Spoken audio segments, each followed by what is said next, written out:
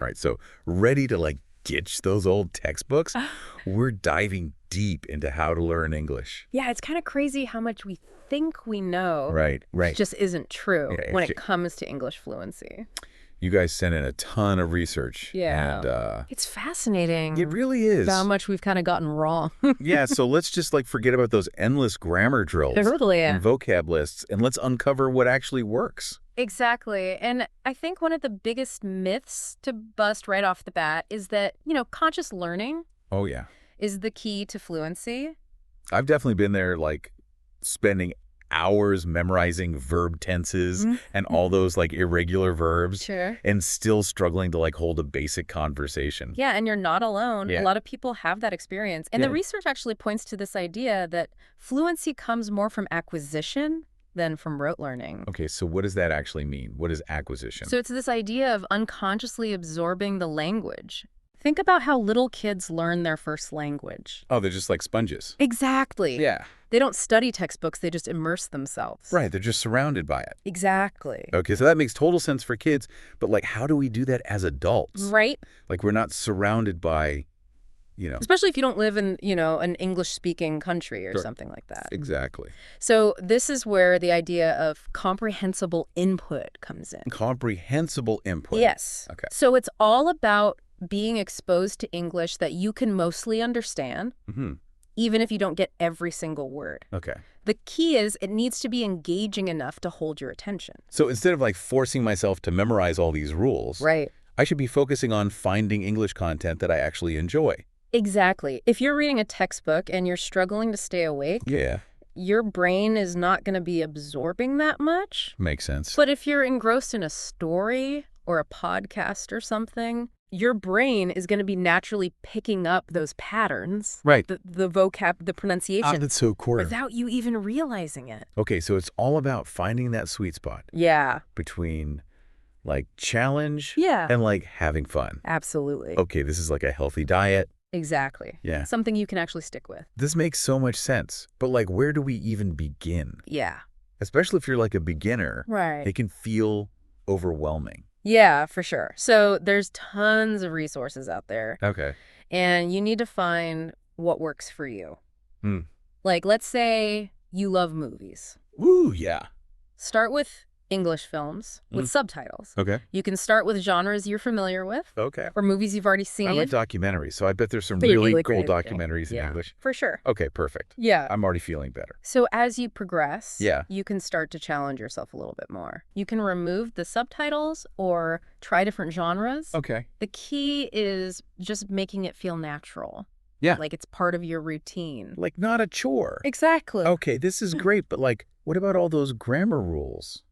Right. I feel like I've been spending so much time on that. Sure. Are you saying I should just like, Not necessarily. okay. Think of grammar as like a tool Mm. that you can refine your understanding with Yeah. once you have a good foundation. Okay. It's like learning a musical instrument. You don't start by dissecting music theory. Right. You start by playing Yeah. and developing a feel for it. Okay, that's a great analogy. And you'll be surprised how much you absorb naturally. That makes me feel a lot better Yeah. about not having to be perfect. Exactly. Okay, so we talked about comprehensible input Right. and like ditching the grammar obsession. Sure. But what about technology? Right. Like AI. I feel like everyone's talking about how AI is going to revolutionize Yeah. English learning. It definitely is a game changer. Yeah. And it's opening up a lot of new possibilities. Okay. Tools like ChatGPT can help create personalized learning Oh, wow. by generating text and translating. So like I could have a personalized AI tutor? Potentially, That's incredible. it is exciting. Yeah. Imagine, having an AI that can create, exercises just for you. Wow. Or immersive stories based on things you're interested in. This is amazing. Like this is making me rethink everything I thought I knew Yeah. about learning English. It's really cool. It feels like there's so much potential. There is a lot of potential. But Yeah. AI is a tool. It's not a magic wand. Right. It can enhance your learning, but it can't replace effort and dedication. So it's all about finding that balance Yeah. between like using these tools and Right. putting in the work. Exactly. And I think using the tool strategically. Right. For example, instead of just relying on AI translation, Use it as a starting point to improve your own comprehension. Okay, yeah. I've definitely been guilty of using AI translation. We've all been there. Yeah. But challenging yourself to understand and express yourself is really the key. This is making me so excited to see how I can use AI Yeah. in my English learning journey. It's a really exciting time to be a language learner. The future of English learning is looking bright. It really is. Okay, so we've covered comprehensible input, the role of AI, and even ditching those grammar demons. Sure. But before we move on, I want to talk about something super important. Okay. Motivation. Yes, absolutely. Because without that, we're not going to get anywhere. Exactly. Motivation is the fuel Right. that keeps us going. So how do we cultivate that? How do Yeah. we keep ourselves going when it gets hard? That's a great question. And I think one of the most effective strategies is connecting English learning goals to a deeper purpose. So it needs to be more than just like, oh, it'd be nice to speak English. Exactly. Yeah. What are you passionate about? Yeah. How could speaking English help you achieve those things? Okay, I'm starting to get it. Yeah. Like for me, I've always wanted to travel the world, Right. meet people from different cultures. Sure. And I feel like if I could speak English, Absolutely. it would open up Yeah. so many doors. Totally. Imagine like navigating a foreign city, Yeah. having conversations with people. Right? That would be incredible. Yeah. Let that vision fuel your motivation. Okay, you're good at this. I try. This is really making me feel motivated. Good. So connecting to something that matters Yeah. makes it more meaningful. Exactly. Okay, what else can we do? I think setting realistic goals is important. Okay. It's easy to get overwhelmed if you try to do too much too soon. Oh, yeah. I'm so guilty of that. Like Right. Yeah. this week, I'm going to master the past perfect Sure. and then feeling defeated when I don't. Yeah. And it's about finding that balance between ambition Yeah. and patience. So instead of mastering a complex grammar concept, set a smaller goal like watching a movie without subtitles Okay. or having a short conversation. That I can do. Right. Yeah, small steps. Exactly. All right. This is all making so much sense. I feel a lot better. Yeah. So we talked about all these things, but I'm curious to hear about your personal experiences. Like what has helped you stay motivated? Yeah. I think it's important to remember that we're all in this together. Right. And we can learn from each other. Yeah. One of the biggest things I've learned is that consistency is key. Consistency. Oh, man. That is like Yeah. one of my biggest weaknesses. Right. I'm like all or nothing. Yeah. I'll study for hours Sure. or not at all. Yeah, I think dedicating even just 15 minutes a day can make a big difference. That feels a lot more manageable Yeah, than like hours of studying. exactly. Okay, cool. What else? Another thing that's really helped me is actively engaging with the language. It's not enough to just passively listen. Mm. You need to use English even if it's uncomfortable. Yeah, that's like my biggest fear. Right. I understand a lot, Sure. but when I try to speak, it's like Yeah. brain freeze. Yeah. Yeah. And that's a common experience. Yeah. But the more you push yourself to speak, Right. the more fluent you will become. Even if it's just like talking to myself. Yeah, exactly. Or practicing with a partner, Okay. anything like that. So it's about embracing the discomfort Yeah, and just going for it. exactly. Right. And it's okay to make mistakes. Oh, that's good to hear. They're an essential part of the process. Okay, this is like reframing Yeah. my whole view of English learning. It's not about being perfect. It's about putting yourself out there Yeah. and being willing to make those mistakes. All right, this is great, but like Yeah. we all hit those moments Of course. of like doubt Yeah. and discouragement. A language learning slump. Yes, exactly. We all experience it. So how do we deal with that? So I think one of the most effective strategies is to remind yourself of your purpose. Okay. Why are you doing this? Right, going back to that why. Exactly. Okay. And I think it's also really helpful to celebrate your progress. Oh, yeah. No matter how small. Oh, that's a good point. It's easy to focus on what we haven't done yet Totally. instead of like Yeah. celebrating those wins. Exactly. Okay, so it's like we need to be our own cheerleader. Absolutely. Okay, I like that. And find a supportive community of other learners. That's a good idea. Yeah. Okay, I'm starting to see the light at the end of the tunnel. So it's a marathon, Yeah. not a sprint. Exactly. Okay, I like that. Pace yourself, Yeah. celebrate the small wins, Okay. and enjoy the process. This is so helpful. Good. I'm feeling so much better I'm glad. about my English learning journey. Me too. But we've covered so much already, and I know Yeah. there's still so much more to explore. Absolutely. So where do we go from here? Well, that's where things get even more interesting. Ooh. We're going to delve into some specific techniques for improving all of your skills. I can't wait. It's going to be good. This is going to be epic. I think so. But for now, I think we've given our listeners plenty to think about. Yeah, we've laid a good foundation. So, dear listeners, yes, take this knowledge and apply it Please. to your own journey. Absolutely. And get ready to unlock your English-speaking potential. We'll be back soon to continue our deep dive into the world of English learning. Until then, keep practicing and keep those motivation fires burning. Welcome back to our deep dive into English learning. Ooh. I'm so excited to keep going. Me too. So before we kind of went on that tangent, Right. we were talking about ways to stay motivated. Yes. We talked about connecting English learning to something we're passionate about. Yeah. And setting realistic goals. But are there any other strategies that you use when you're feeling stuck? Yeah, absolutely. I think finding ways to make it a social activity can be super helpful. Oh, yeah. You know, it doesn't have to be a solitary endeavor. Right. It's like having a workout buddy. Exactly. For your English. Yeah. It's so much easier to stay on track when you have someone to share the journey with. And there are so many ways to connect with other English learners these days. Yeah. I've heard about those language exchange platforms. Oh, yeah. Where you can meet someone who's learning your language and you can help each other. It's a win-win. It's brilliant. And it's a great way to make friends. Oh, that's amazing. Yeah. I'm going to have to look into that. For sure. Okay, so besides that, what are some other ways that we can make English learning less like a chore? Yeah. So this might sound obvious, but I think tapping into your existing interests can be super helpful. So instead of forcing myself to do things I don't want to do. Exactly. Okay. So think about things you enjoy in your native language. Okay. Reading, watching movies, listening to music. Yeah. And find ways to incorporate English into those activities. Oh my gosh, I never thought about it that way. Yeah. Like, why am I trying to read boring textbooks when I could be reading an English novel? Exactly, or watching a movie. Oh my God. Or listening to music. I've been doing it all wrong. Well, you're not alone. A lot of people do that.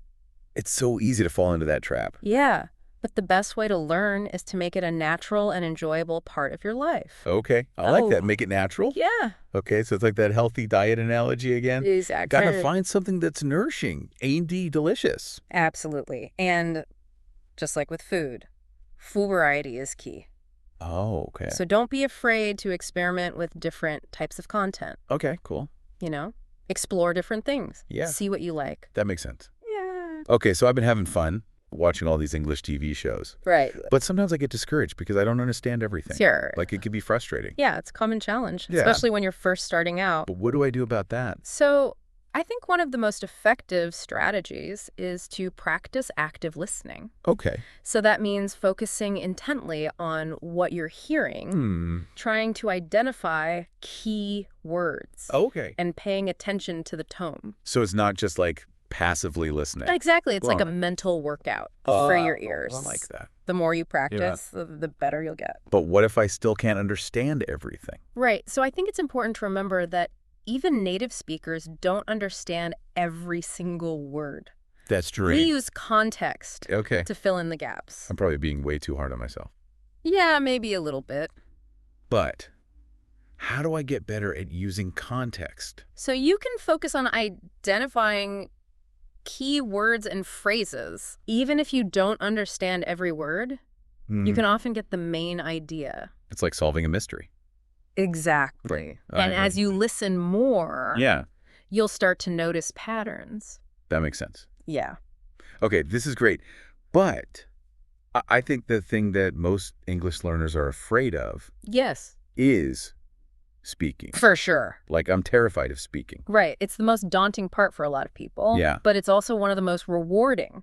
Okay, but how do I get over that fear? So one of the most important things is to practice as much as possible. But, like, where do I find opportunities to practice? Right. So I think it's helpful to practice in a low-pressure environment. Okay. So that could be with a language partner or a tutor or even just talking to yourself in the mirror. Oh, talking to myself in the mirror. Yeah. My roommates are going to think I'm crazy. Maybe, but it's a great way to get comfortable with the sounds of English without feeling self-conscious. So, like, without the pressure of an audience. Okay, I could be my own coach. Yeah, perfect. And another tip is to focus on speaking in chunks instead of trying to construct perfect sentences. Right. Think about common phrases that you can use. Like building blocks. Exactly. It's like learning to dance. Hmm. You don't start with the most complicated steps. Okay. You start with the basics. Right. Building up my confidence. Exactly. And as you practice more, Yeah. those feelings of self-consciousness will start to fade away. Oh, I hope so. Yeah. Okay, so we've talked about listening and speaking. Yeah. But what about reading? Yes. Reading is a fantastic way to expand your vocabulary. Oh, yeah, I love reading. And improve your grammar. Okay. It can also be really enjoyable. It is. Yeah. But sometimes I get discouraged. Right. When I come across a word I don't know. Sure. Or like a sentence that's really complicated. Yeah. I just feel like I'm never going to get through this book. So I think the key is to approach it with curiosity. Every unfamiliar word is an opportunity to learn. I like that perspective. And every complex sentence you figure out is a victory. It's a challenge. Yes. But it's a good challenge. Yeah. And there are things you can do to make it more enjoyable. Okay. What are those? So choose materials that are the right level for you. Oh, Don't feel like you have to read classic literature. Right. If you're not ready for it. Okay. Start with something that you're interested in. I've definitely been guilty of trying to read things that are way too hard for me. We've all been there. Yeah. But reading should be pleasurable. Right. Not a chore. Exactly. And when you're enjoying what you're reading, you're more likely to absorb the language. That makes sense. So finding that Goldilocks zone. Oh, there it is again. There it is. The sweet spot. Yes. Not too easy, not too hard. Okay, perfect. And don't be afraid to use tools like a dictionary or an online translator to help you understand things. That makes me feel so much better. Okay, so we've talked about reading. Right. What about writing? Yeah, so writing is often seen as the most challenging. It definitely feels that way. But it can also be the most rewarding. In what way?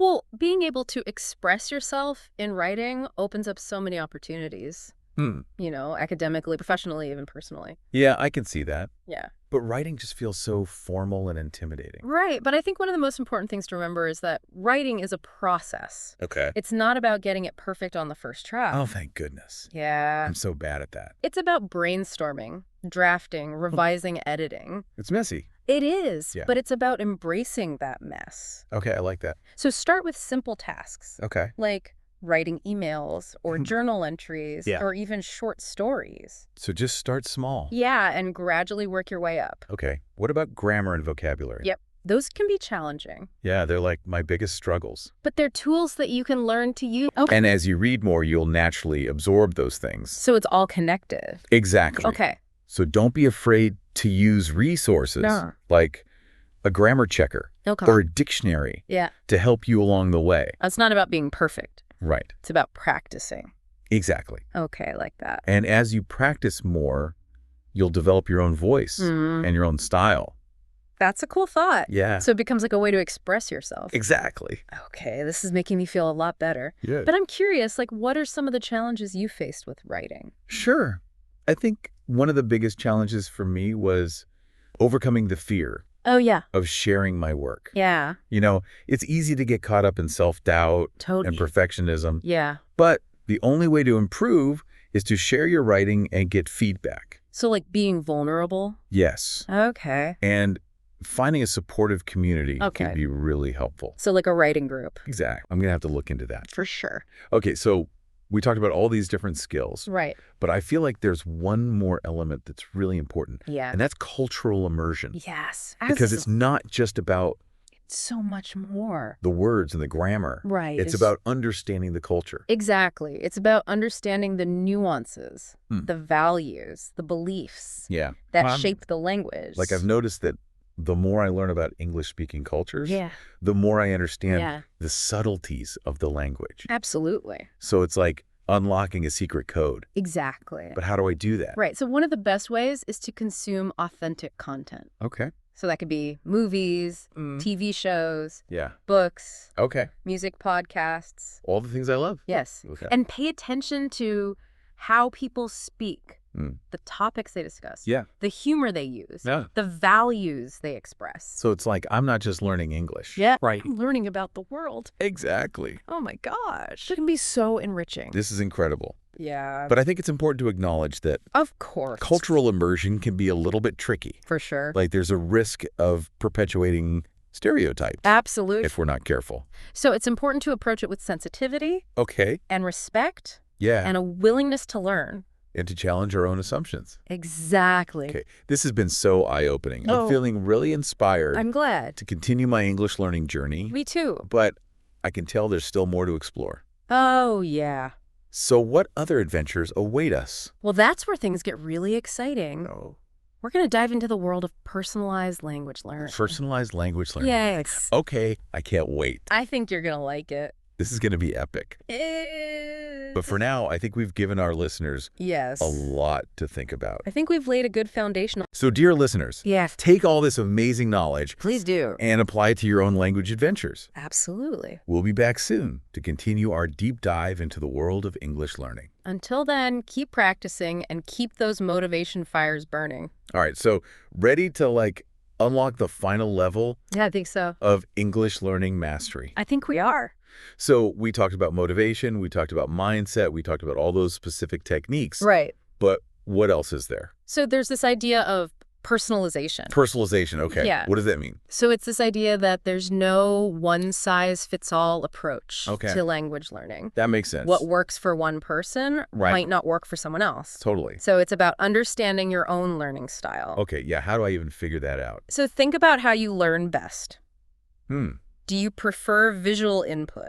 Oh, like videos and stuff. Exactly, or diagrams. Yeah. Or do you prefer auditory input? Like podcasts. Yeah, podcasts, conversations. Oh. Or are you more of a kinesthetic learner? Kinesthetic, what's that? So kinesthetic learners learn best by doing. Oh, okay. They need to experience things through movement and interaction. Okay, I think I'm more of a visual learner. Okay, so for you, incorporating visual elements into your learning routine might be really helpful. Like what kind of things? You could watch movies with subtitles. Oh, yeah, I love movies. You could use flashcards with pictures.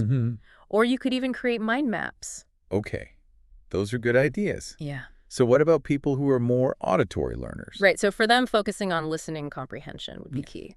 So lots of listening practice. Exactly. They could listen to podcasts, audiobooks, music. They could even have conversations with native speakers. Right.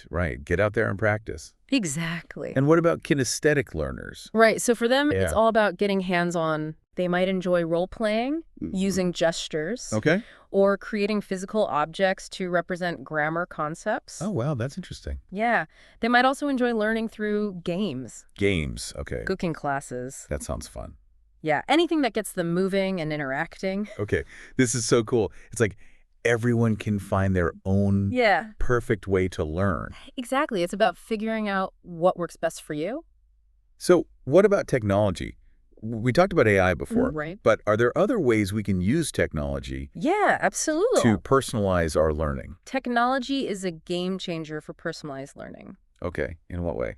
There are countless apps, websites, online resources that can help you tailor your learning to your needs. Okay, so what kind of things can I find? You can find interactive exercises, personalized feedback, adaptive learning platforms. What are those? So those are platforms that adjust to your progress. Oh, that's cool. You can even find virtual reality experiences. Oh, wow. That immerse you in English-speaking environments. This is incredible. It's like having my own personal... I know, it's really cool. And the beauty of these tools is that they allow you to learn at your own pace. Okay. On your own time. In a way that suits your style. I like that. So I can learn whenever I want. Exactly. However I want. Yes. Okay, this is making me rethink everything. Good. It's not about finding the right method. Right. It's about creating my own exactly. personalized learning journey. I think you've got it. All right. This has been amazing. Yeah. But before we wrap up, yeah, I want to talk about one last thing. Okay. And that's the importance of embracing imperfection. Oh, yes. The quest for perfection. It's a trap. It is a trap. I'm always trying to speak perfectly and write perfectly and understand every single word. Of course. And it's exhausting. It is. And it's also impossible. What do you mean? Language is constantly evolving. It's a living thing. Yeah. There's no such thing as perfect English.